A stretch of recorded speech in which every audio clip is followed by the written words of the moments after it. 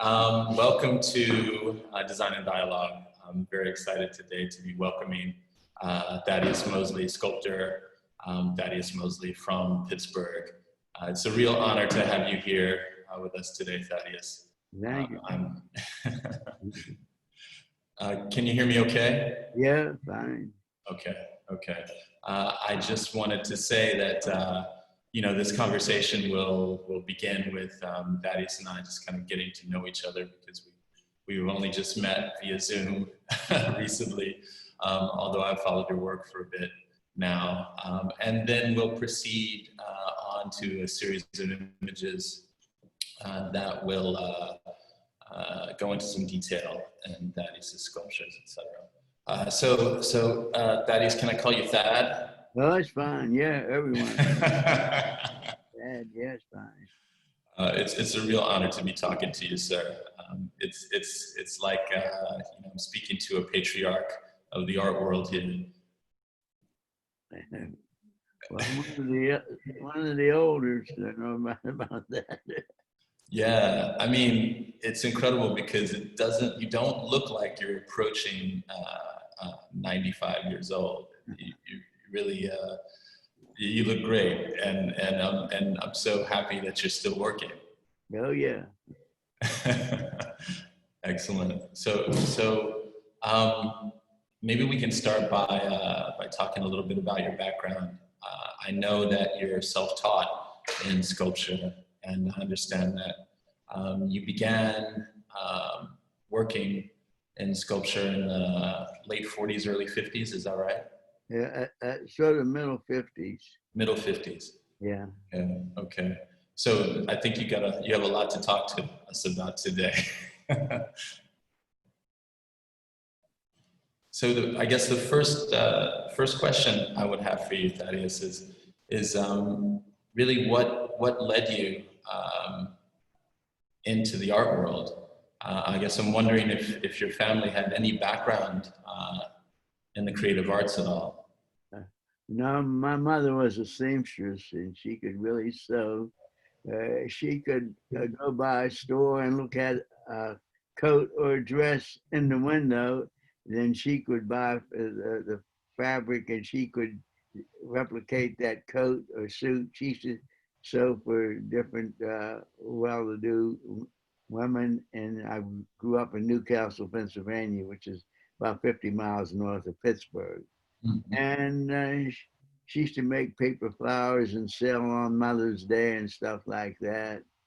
And my father was a coal miner, and he would make spoons and knives out of thrown away in steel, pieces of scrap metal and stuff like that. But my family was mostly a musical family. My mother played piano, my father played trumpet, and I had an older sister that was a really fine musician, pianist, and singer. And I had four sisters, and they all took music lessons, but only two of them really played. But no, when I went to University of Pittsburgh, the Carnegie Museum is directly across the street, and I had a friend that was majored in sociology, but he was a painter, and we used to go I used to accompany him to see the shows at the Carnegie, particularly internationals, and I just loved art even in high school, although we didn't have much art in Newcastle, but that was the impetus, I guess, of really seeing art was more a thing that I enjoyed than ever trying to do it. Yeah. I mean, in fact, I kind of began the same way. I began seeing art at a very young age, and I actually wanted to be a sculptor before I found my way to design. Yeah. So I feel like there's a connection in our work. So your father was playing the trumpet, and your mom was playing the piano. What type of music were they playing? Well, my father used to play. He'd stopped after we moved out to the country, number 5 mine. He stopped pretty early, but when he was single, he played for a guy named Sam Wood and the Wood Stompers. And he said they did more wood stomping than they played music. But my mother, she played mostly popular music and church music, and she sang in the choir. In fact, my mother and my three sisters, they had a gospel group called the Mosley Sisters, and they traveled around locally and as far as Cleveland and did concerts in the 40s and so forth. Yeah, yeah. But my older sister, she had a jazz trio called B. Allen, and she worked out of Akron, Ohio, and she did cruise ships and stuff like that. I know that music plays a role in your work, and we'll talk a little bit more about that later. But can you tell us, what did you study at the University of Pittsburgh? I was an English journalism major, and that focused on, I would say, Old English up to contemporary fiction. Then on the other hand, I did news, studied ordinary journalism, and I was for a while on the sport. I wrote sports page for the Pitt News, the college paper. So studying English and working in journalism, what led you to sculpture? How did you find yourself working in sculpture? Well, in the very early 50s, Scandinavian design came to Pittsburgh. A department store did a big display of Danish and Swedish furniture, and they had, in all the displays, they had small sculptures, and to be sure, in all the furniture displays they showed rooms, they had art, which is something that you don't see in America even now. But they would show sculptures with they were little fish and birds and things like out of teak wood and brass rods. And I looked at those. I desired that furniture tremendously. So I got some, but I decided I could make those fish and birds myself.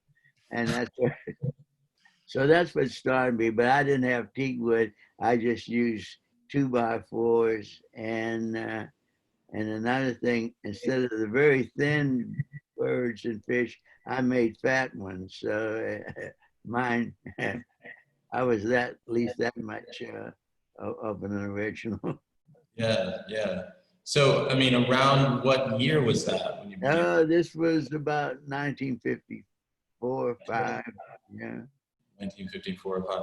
And I mean, how were you, I guess I'm wondering, how were you sustaining yourself? Well, I had two jobs for a while. I was working at the Pittsburgh Courier as a sports writer, and I was working in the Postal Service at night. So, it was easy. Yeah. So I had no trouble. The main thing was finding time to do what you want to do. That didn't pertain to work. So you were working two jobs and making sculpture on the side. Oh yeah. Oh, that's incredible. Wow. I was young then. Yeah. So how long did you maintain this kind of pace? How long did you work for the post office? Well, I worked for the Postal Service 40 years, but I stopped working for the Courier, I guess about 55, 56. I only worked and just did one job. I told them that I was going to concentrate on trying to do some art and one job. So. Yeah. Wow, 40 years. So you retired from the Postal Service? Yeah. Okay. And not too long ago. What? Well, I for them it's probably a long time. I retired in 1992. Yeah, I went in 1952 and left in 92.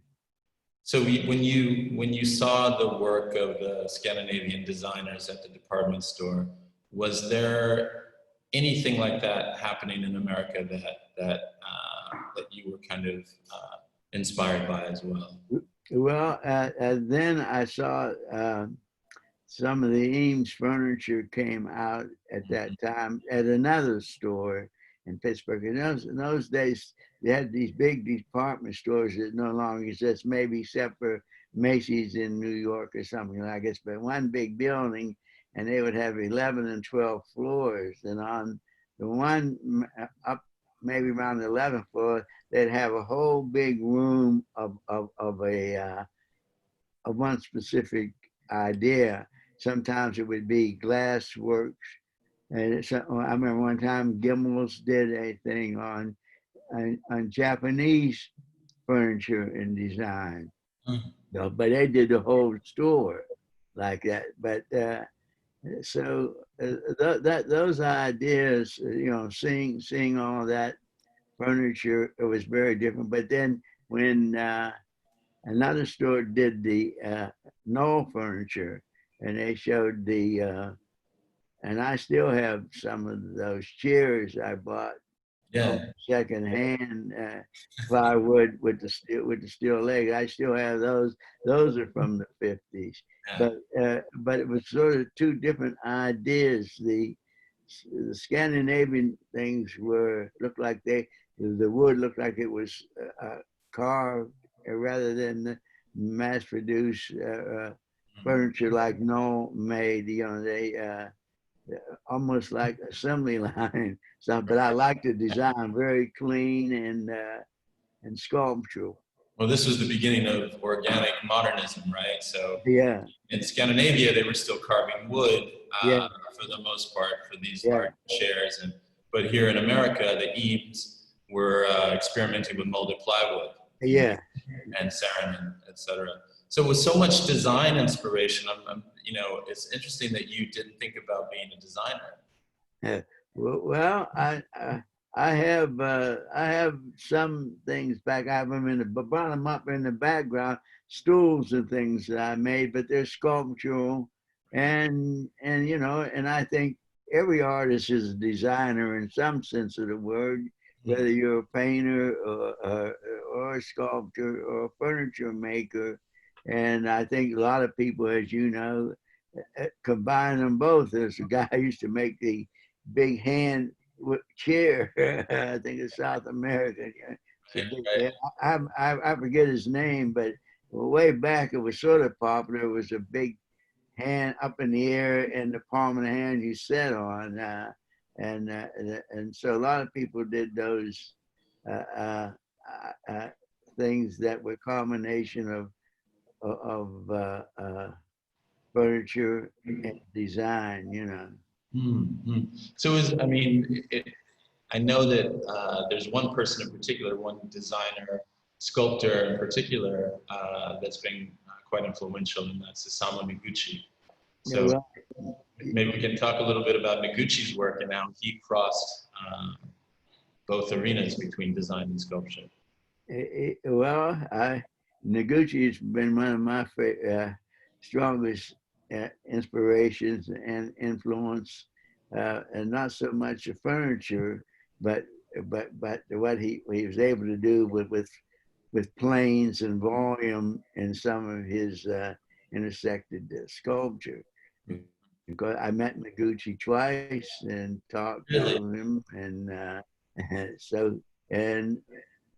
so I always admired him. I always felt that he never really got his due, and still isn't getting it, as one of the greatest artists of his time. And I think his influence is enduring, and I love his space in Queens, but I think Noguchi was able to, I think the iconic table that he made, I guess, in the 40s, is still one of the most popular pieces of furniture in the world, Yeah. So, it's more of for me, it's more of a sculpture than a table. Can you remember when you first met Noguchi, and can you tell us a little bit about that? Yes, I first met Noguchi when he was doing sets for Martha Graham. Martha Graham went to Chatham College. Back in her days, it was called Western Pennsylvania College for Women. And when she did Appalachian Spring, she wanted to do the premiere at the school she graduated from, Western Pennsylvania. And so I had a friend that was doing pictures, stills for Channel 11 for TV here. And so I went out with him to see Noguchi and Martha Graham. They were setting up the sets and practice and so forth. And I'd stayed in the background and so forth. But the next time I met him, he gave a talk at the Carnegie, and the director of Carnegie said, Thad, Mr. Noguchi wants to meet you. And so I says, yeah. I used to have a tall, lean sculpture on the stairway, and he liked it, and he wanted to talk to me. So we held up the line for about 10 minutes or so. People wondered. I said, well, people we have all these people waiting. He said, oh, let them wait. I want to talk to you. So it was a memorable instance in my life for meeting with someone who I really admired. Yeah, that's great. So, I mean, I think that was Appalachian Spring was 44? Well, they did this here. They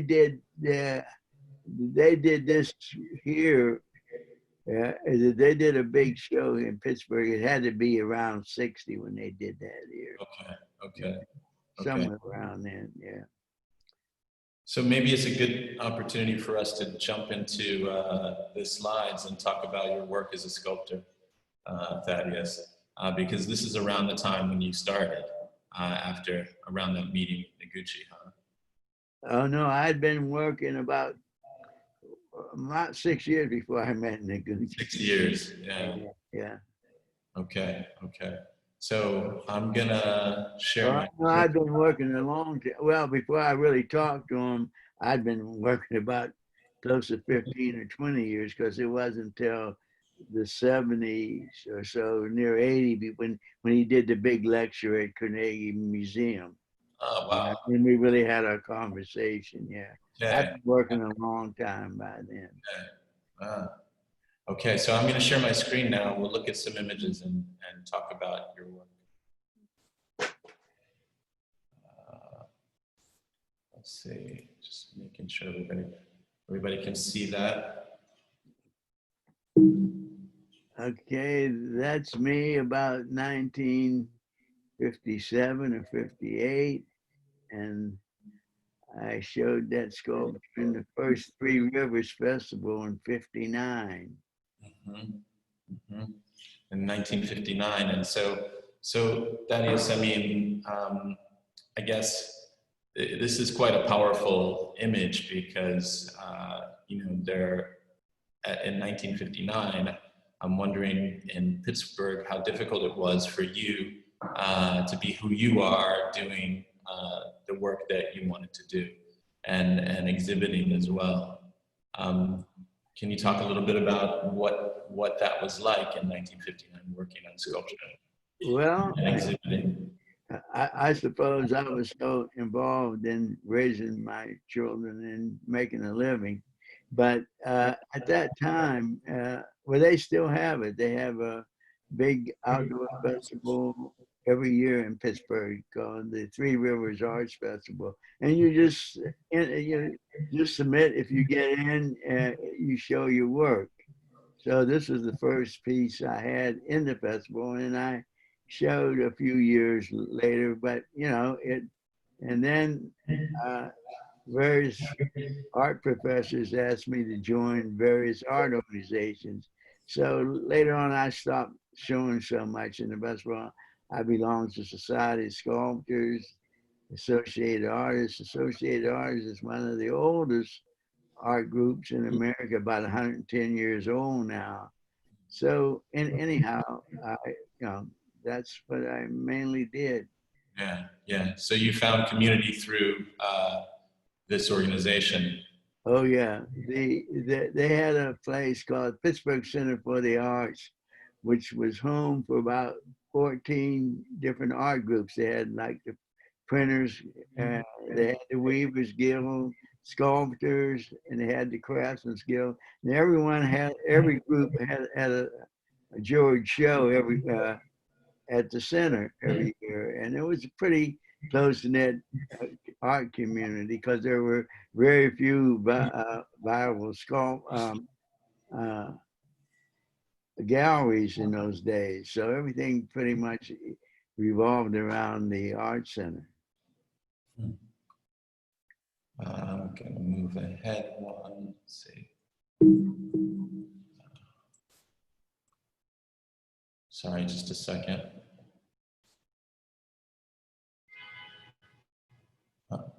Okay. And is this around the time that you bought your home and studio? Well, no, this is that house. My house is the one with the awnings and the car parked in front, but that's where I live now. No, I bought a house on South, I don't know if it is a photo of it, on South Side in the middle 60s that had a building in the back I used for a studio.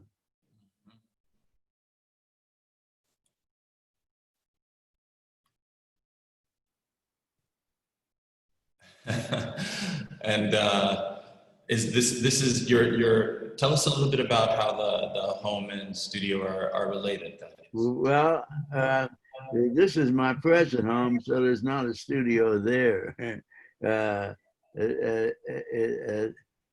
I'm sitting at my dining room table, and there's sculptures of mine, of course, all sorts of stuff in the house. But I guess I was doing an interview with somebody, and someone took the picture. But that's pretty much how my dining room looks right now. And you'll see the old Eames chair in the left corner there. Yeah. This is my third floor storage room. I have a lot of stuff in my house, have a lot of stuff in the studio. And so it's just, and it was an old house built in 1880s. And so I just covered, it had wallpaper. So I just put ads and art pictures all over the wall. And there's some of my early sculptures there from the 60s and so forth. So when you began working, what materials were you using, and how did you acquire them? Well, I started working in wood. I still do, but in those days, I worked in any kind of wood because they had the forestry division here in Pittsburgh where they cut down trees from the parks and so forth, and and you could go and pick them up, and a lot of people picked them up for firewood, and I picked up for carving. But later on, I discovered the different properties in wood. I discovered hardwoods, and so I mostly worked in cherry and walnut, and which I started buying or collecting those two types of woods when people were cutting them down from their property. So I've read that you're only working with wood that's locally sourced and supplied by the forestry. Yeah, and no, well, that was at first, but now all my wood is still local because the wood supplier, he's down near Uniontown, and so he supplies woods for people that make cabinets and floors and all like that. And I buy wood from him, mostly walnut and cherry. So when did you make the shift from felled trees or trees that were kind of sustainably supplied by the forest to wood that you had to purchase? Well, one thing as I got a little more money, and at first too, I used to go out and sort of help harvest the wood, cut it with a chainsaw, load it on my station wagon. And as I got older, that got to be a little laborious and so forth. So as I become a little more affluent, it was cheaper and easier on me to buy the wood and have it delivered to the studio. Mm-hmm. Are you working with assistants at all, Thaddeus? No, no. I always tell people this is a nonprofit organization. I work by myself, and also I'm more of a hobbyist type person than a person that has a production line or has two or three assistants and tell them to take this off. For me, the fun is discovering which way I want to go myself and seeing what the surprises the wood has and so forth. And I enjoy, make just. I wouldn't know what to tell someone to do if I had a assistant except lift something up or down, Right, right. So you're making every single one of these pieces by yourself.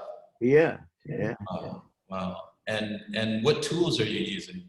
Well, I use mostly gouges and chisels. I have a chainsaw to flatten the bottoms and also extricate some of the thick part where I can chunk it out without using just a gouge or a chisel. But but mostly wood carving tools, hand tools. And this image is still in the house, is that right? That's on my third floor in the storage room. Yeah. Yeah, it's still there. Those pieces you see are still up there. They've gotten too heavy for me to move down.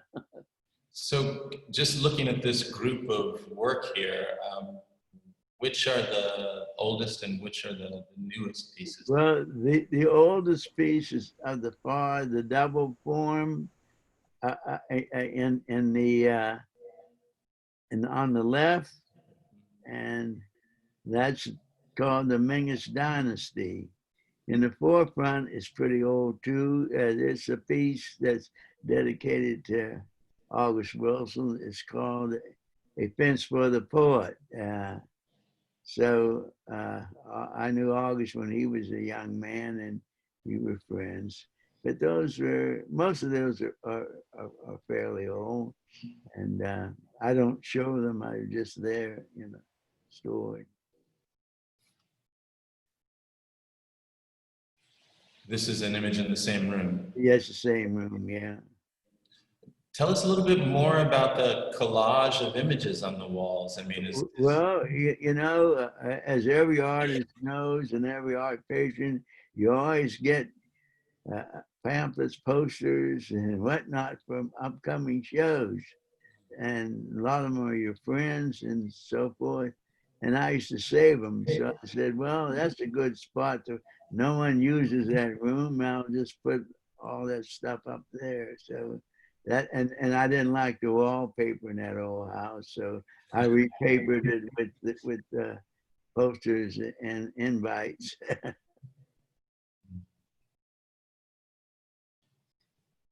And I believe this is part of a group exhibition. Yeah, yes, this was, no, this isn't a group exhibition. In, I guess, 2009, I did a show at the Mattress Factory. Mattress Factory is an installation museum in Pittsburgh. And I had mainly the whole museum. And this section is just like an odd and end thing that they put up of my little stuff and sundry items. But that's not part of it. It was a side room. It wasn't part of in the main exhibition. These were just little things that they put up in part of the installation. So the smaller pieces on the shelf here and everything, all of these, everything shown. Everything there is mine. So you were telling me that you have shelves like this in the studio and people come Yeah. and visit. What do they do with these objects, these small Well, objects? when I get visitors, people walk around, look at a lot of stuff, and I tell them, people, if there's anything on the shelf you like, you can take it. Uh, so the supply goes down, thankfully. Hmm. And the smaller pieces are, I mean, for you, along with all the collected objects, are these inspiration or for ideas for work or? No, they're things in themselves. They're just little pieces of what I see or a couple of things I see, and I'll make something out of it, but not to exhibit, just like an exercise. Just interest of interested in the shapes that may already be there, and where I can enhance the shape and add another element to it. But they're just little things that are fun to do. And I think the main thing about being a sculptor, it is fun to do. Or I wouldn't be eager to do it every day, you know. Right, right. Right. Well, I think there's something that you're trying to achieve in all of your work that when I look at these smaller pieces, I begin to see this kind of precariousness, right? There's something on the edge between balance and harmony. Well, all my sculptures are based on the weight and space concept. Now, this is one of the main rooms of the installation in the Mattress Factory Museum. And the piece in the forefront, that's in the Westmoreland Museum now. And some things have been sold, some things are in the gallery studio, but that's one of the rooms from the Mattress Factory. And since they do installation, things were pretty well clustered. So you had to sort of weave your way through to see the pieces. So was this your intention, or was this the institution's intention? No, that's what they do. They do nothing but installation, Mattress Factory. But I mean, it's really kind of refreshing and forest-like to Well, see the sculptures clustered so closely together. Yeah, well, that's what the main curator, Michael Lennick, that's what he set it up, you know, what he wanted to do, yeah. Yeah. So how did you feel about this, the work being displayed so closely together? Well, you know, whenever you have a show and the curator's there, and I let them do their job, you know. I was a union person. I don't take anyone's job. I figured that's what he does, and he knew how he wanted to see it, and so it's fine with me, you know. Yeah. And the range of work here, I mean, the variety of forms, I'm wondering, is all of this from the same time period? No, this ranged from, I would imagine, 8 or 10 year span. Yeah. There was some that, because, yeah, and in this show, there were 80 sculptures. So it had to be, this is another room. See, I had the whole museum, so you can see different shapes in different times. I can't begin to tell you which one is which time. Some of them I still have, some of them I don't. But anyhow, it was I imagine close to a 20-year span so far as productivity is concerned. So how often are you able to make a sculpture of this kind of scale? Well, how long is it taking you to produce?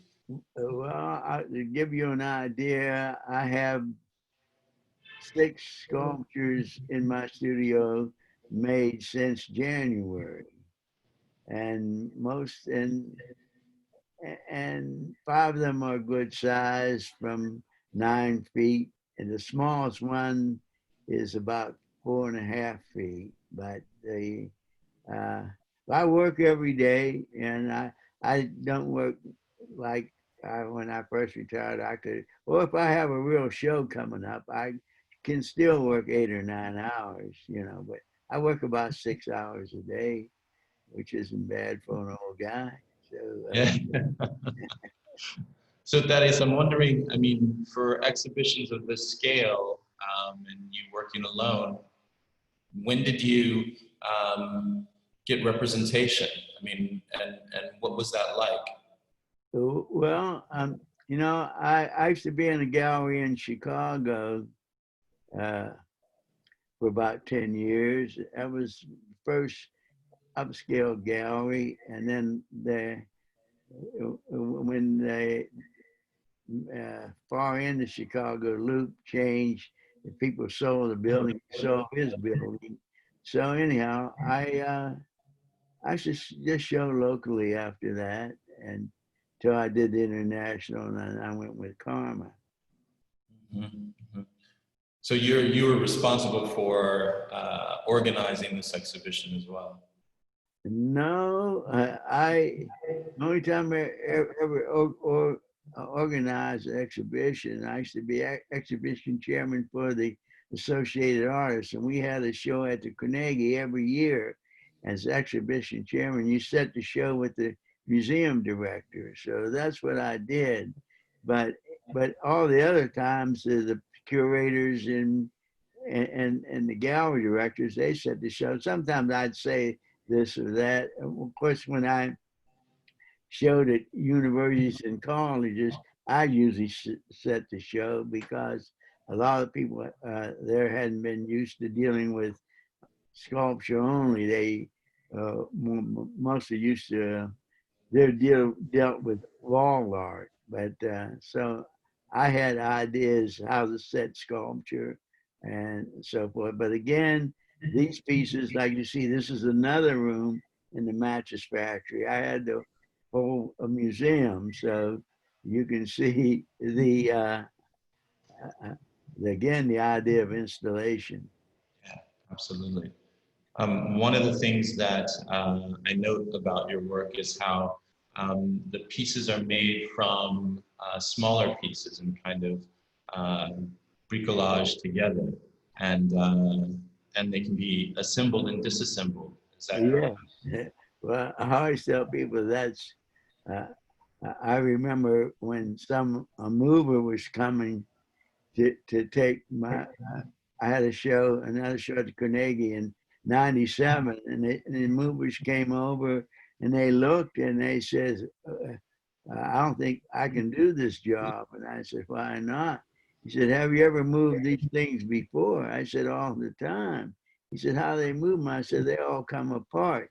He thought as they stood, that's the way they were shown. I said, "No." I said, "That's my main talent, is to make things that go together and go back again." Mm-hmm. But the sense of balance that comes, that's evident through your work, I'm curious if that is something that was inspired by Noguchi.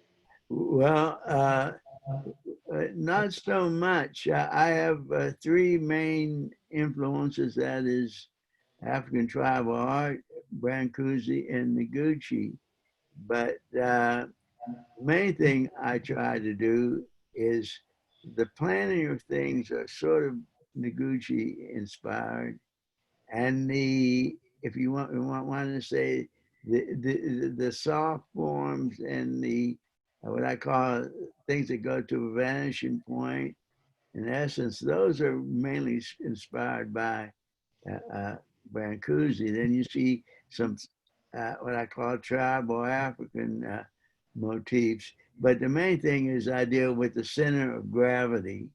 This is the Carnegie International 2018 and 2019. And these are mostly all new pieces I did in about a year and a half. Hmm. I mean, obviously, Brâncuși himself was quite inspired by African art. Yeah. So, are you also collecting African sculpture? Yes, I just had someone do an assessment of mine and make a pamphlet. I have 60 some pieces of African tribal art. I happen to live close to a guy that had an African art gallery in LA and moved to Pittsburgh. So I was a captive audience there. When did you start collecting? Well, I began collecting in the 60s.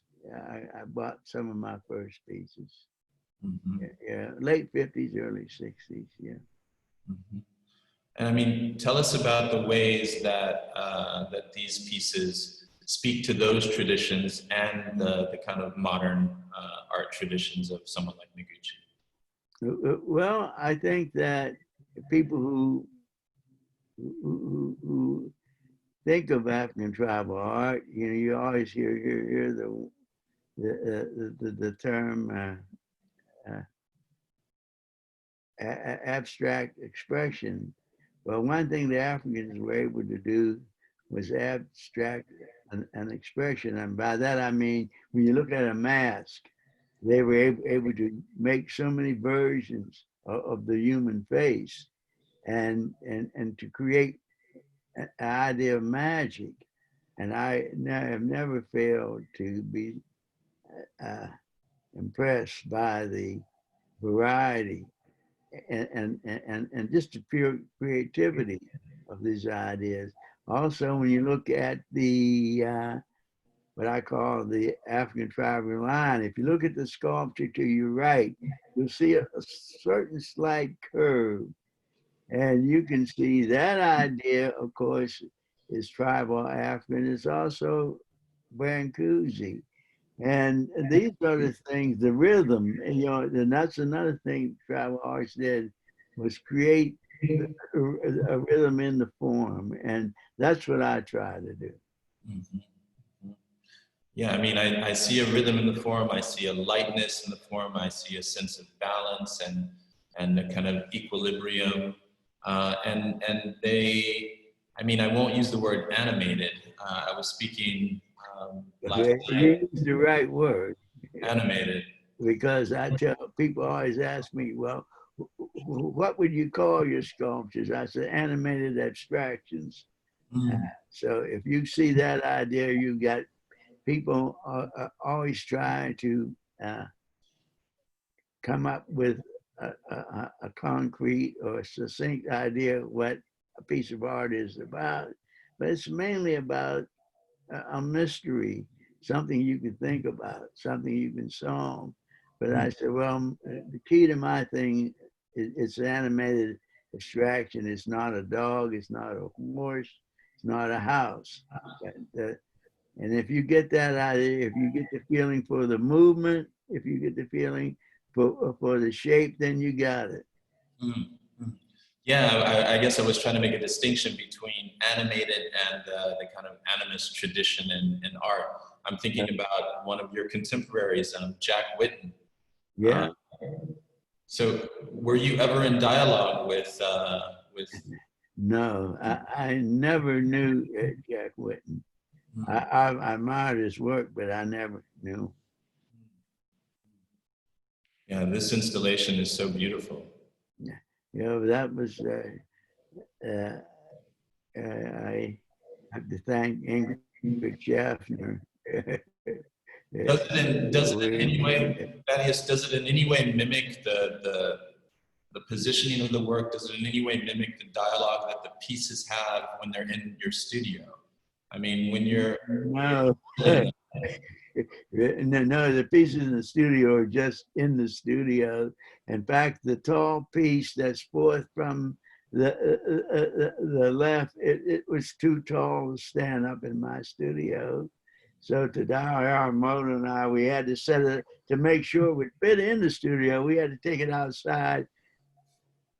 Make sure it sit in the museum, pardon me. We had to take it out of my studio and roll it outside and stand it up in the outside to make sure that first that it was stable, and then make sure that of course it was short enough to fit inside the Carnegie Museum wall.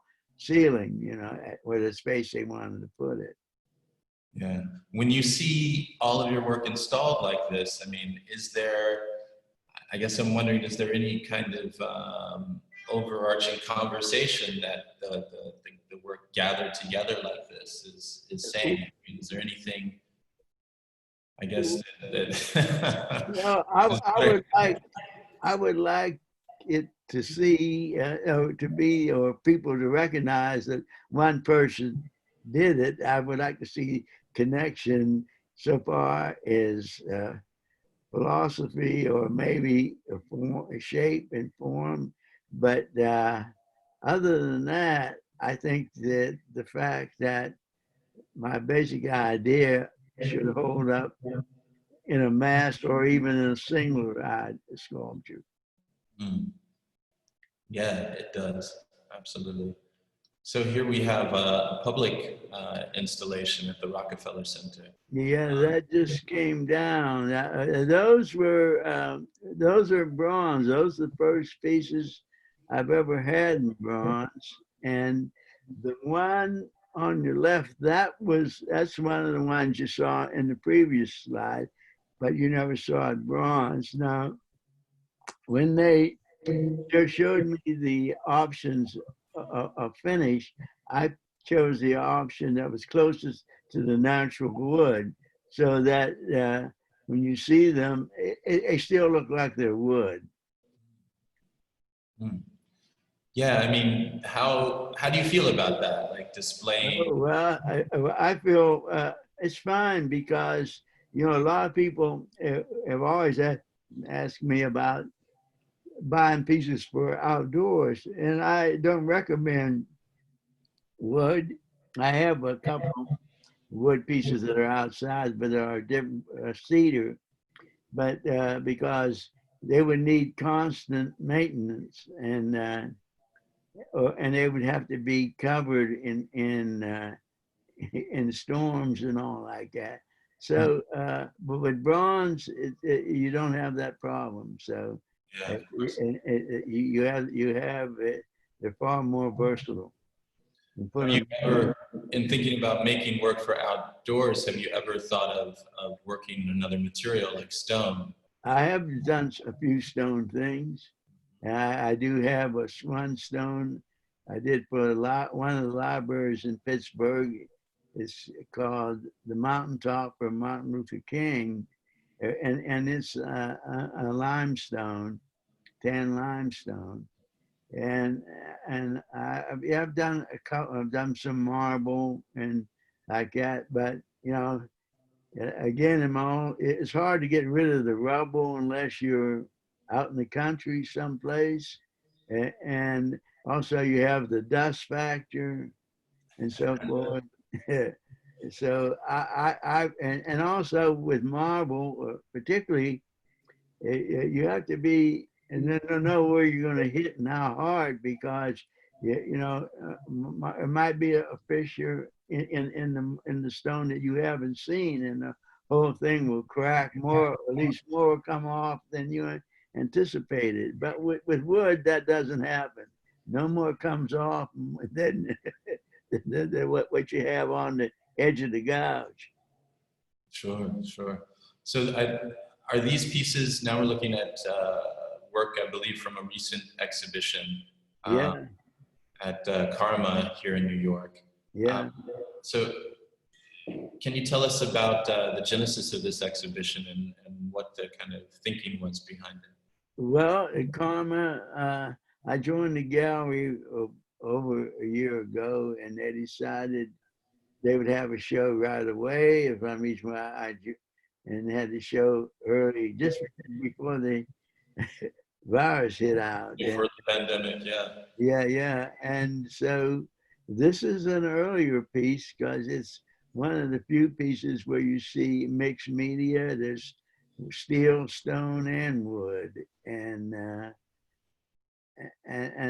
the steel is a braking system from a railroad track that I liked, and I had it a plate welded, and of course I did the wood and I carved the stone.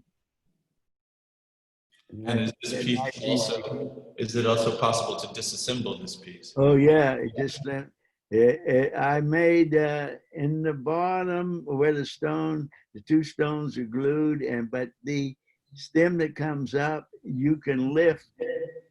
You can lift the steel out, and where the wood is, you can lift the wood out.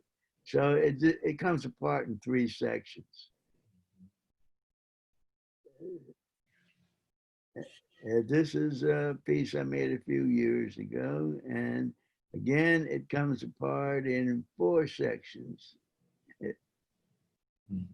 And this is a different type of wood. Someone gave me elm. A friend of mine came in from Rochester and had the elm, and so anyhow, I liked it. He had pretty much a tree-like, and so I kept it pretty much tree-like, and this made the idea. For me, it feels very anthropomorphic. I'm curious about the scale of this piece. It's about 8.5 foot tall. Mm-hmm.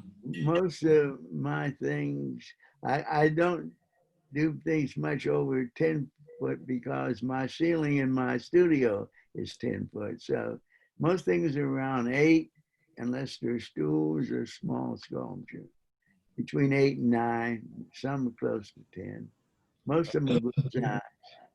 Was there some thinking about a crown here? No, that wasn't so much about the crown, but separating the mass. And then not thinking of figurative things, but say if you turned it slightly to our left, you would see that there are spaces between the 3 top elements, and that is cut so that it isn't one flat shape when it goes out, to give the to give the top some space, the same way you have space in the bottom and in the middle. Only makes sense to me, but that's all right. Thaddeus, can you tell us a little bit about your process, I guess, from beginning to end when developing a work like this? Well, are you sketching at all? Are you? No, what I do, I roll out logs and I look at them and think what would go here, what would go there, what would be more interesting here. And I decided the 2 top pieces on either side should be different.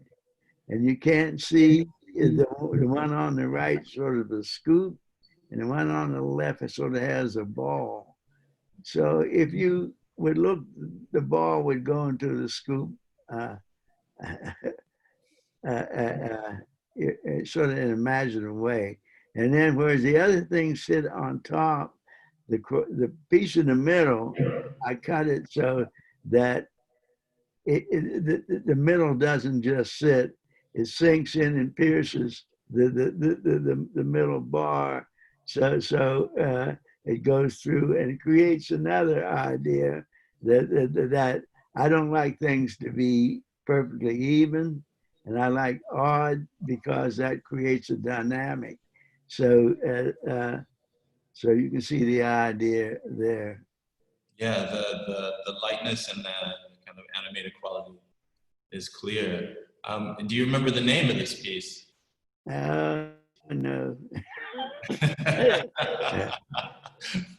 Names don't mean really much. No, it's just the idea. I something about portals, but I can't remember. No.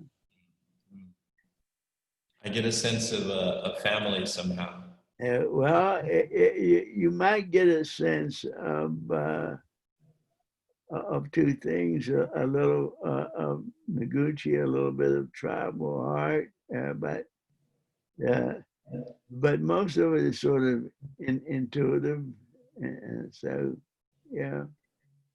And is the wood treated in any way? Most of my wood at that particular stage, I was using linseed oil and a combination of linseed oil and mineral spirits. But now I use mostly polyacrylic, that's satin. So with oil, you have to keep watering it to keep the wood looking alive. But you have to keep, and it turns the wood very dark. So I use acrylic because you really don't, it doesn't need much upkeep. And you can use like a mixture of orange oil and wax on it, but most of it is just polyacrylic. Sure. This is a piece that was done in, it's not very tall, but it's very heavy. And it was finished in linseed oil. Yeah, it's funny. You get a sense of the weight of it in the way that they're kind of stacked one on the other. And the finish for me reminds me somehow of Corten steel. It feels like it could be a mix of multiple materials. Yeah, Corten steel is a big Pittsburgh discovery. Yeah. Yeah, there's something very, it's true. I get it. I can feel Pittsburgh in this piece. Absolutely. So we'll just look at a couple more, Thaddeus, and then we'll open it up for questions. Okay. Can you tell us about this one? Well, it's just a counter piece. That's all. I tried to do a counter, but then interconnect, although on the left, it looks closer, space looks closer than it is for the piece going under, but that's just, you're getting to just with pure design than anything else there. I'm curious about the notches that you made along the diagonal. Oh yeah, well, sometimes gouge marks and notches keep your eye from shooting right off the wood, so something that stops your eye, because all of us know sometimes you go and you look at something and you more glance at it than you look at it or observe it. But if you put stop marks, that it'll stop your eye whether you want to stop looking at it or not. So that sort of gets your attention, and it makes we want to say a period or exclamation mark in the wood. It doesn't change the shape much, but it does create a rhythm or a beat or something like that. Yeah, I really feel the kind of jazz improvisation inspiration. Well, I'm a great jazz listener. And lastly, I guess we can talk about this one before we open up for questions. Okay, now, these I made sort of a series of this idea in the last 8 or 10 years. In fact, I have another version that I did this year, and of course, it is balance and counterbalance, and also the feeling of movement, ascension, and descending. I have one piece. I think it's this piece they call it the blues up and down, where you have things moving up and you have things moving down, and just trying to create a dynamic movement. Mm-hmm. Yeah, there's something about the kind of form at the top, the expanding form at the top, that feels very lyrical. I get a sense of music. Maybe it's the horn shape. Maybe I'm trying to kind of understand why, but I really... Well, the shape at the top is not so much to replicate a horn or indicate a horn. The idea is to create a volume in space that sort of defies what's happening below. So you can make something very thin at the top, but it wouldn't be nearly as dramatic, and it wouldn't oppose as much the other elements as it does with a big space at the top. Hmm. Yeah, it feels as if it's trying to escape from the two at the bottom. Yeah, excellent. So that we're going to open it up to questions. Maybe we can stop sharing for a minute and then see if we have a few questions we can take here in the chat. Let me see. It looks like we have a lot of questions, actually. So some of them I've answered already. I guess a couple of people were wondering how long it takes to make one of the sculptures. Malcolm Smith. Malcolm, if you're with us, you could ask this question directly. Can you? Yeah. Yes, sir. Hello. Hello. Thank you. Thank you for this. Yeah. I teach clay here in Bloomington, Indiana, in the Eskenazi School of Art, Architecture, and Design, and I'm a fan of your work, Mr. Mosley, and I just was curious if you had any interaction with Ed Eberly in Pittsburgh. Oh yeah. Has the same kind of work ethic that you do. Puts in a good 8-hour day every day, and I find that miraculous and wonderful. Well, Ed is one of my persons whose work I really admire, and I admire him as a person, and I always tell people you got to buy one of Ed Eberly's works, because to me, I think he's one of the finest artists I've ever met anywhere. And he's very humble, and and I always quote him. And people always ask me, say, "Well, how'd your show go? And how was it taken?" And so when Ed had a show in New York, I called him and asked him how it went. He said, "Thad, at this stage in my life, I'm not trying to be the life of the party. I'm trying not to embarrass the hostess." So I take that as a watchword. But when you said Ed Eberly, I don't think you can find a finer artist in any medium or any discipline. Excellent. Thank you, Malcolm. Well, Thad, I guess the final question will be from me, since we're running out of time here.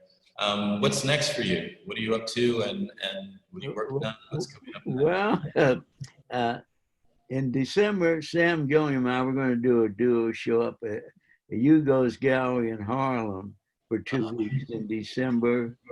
And then next October, I'm going to do a show at the Baltimore Museum.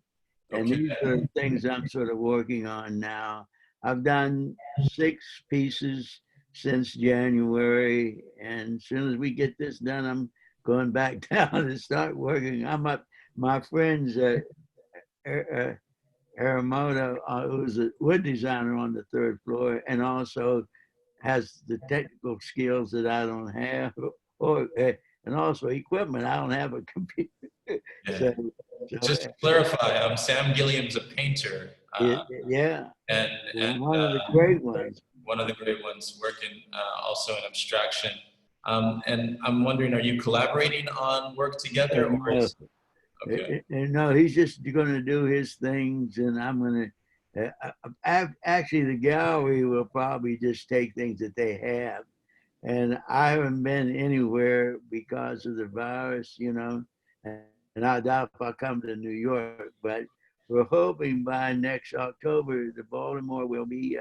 The virus will be actually in subsidence, and we can have a public opening. And if anyone has heard me talk today, just come down. If I'm there, still alive, come down and say hi. Happy to meet you.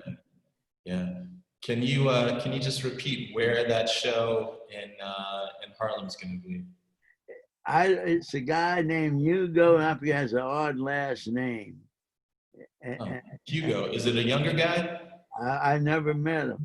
Huh. But everyone in New York seems to know him. Okay. Interesting. Okay. Well, that it doesn't look like anything's going to be slowing you down anytime soon. So, you know, we wish you well, and we would love to see you in New York when you can make it. Please do stay in touch with me. I've really enjoyed talking to you today. Thank you so much.